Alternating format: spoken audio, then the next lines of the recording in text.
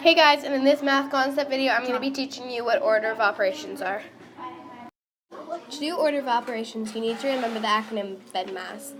Doing the equation in this order will help you figure out the answer. So, B stands for brackets, E for exponents, D for division, M for multiplication, A for addition, and S for subtraction.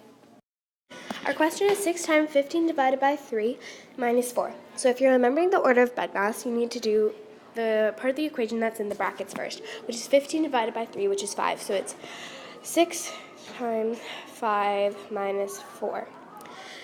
So we don't have any exponents, and we just did our division, so next is multiplication. 6 times 5 is 30, so it's 30 minus 4. So now we don't have any additions, so we have to deal with our subtraction. So 30 minus 4 is 26. So we come up with the answer, 26. Thank you for watching. Make sure to check out some of our other videos. Bye!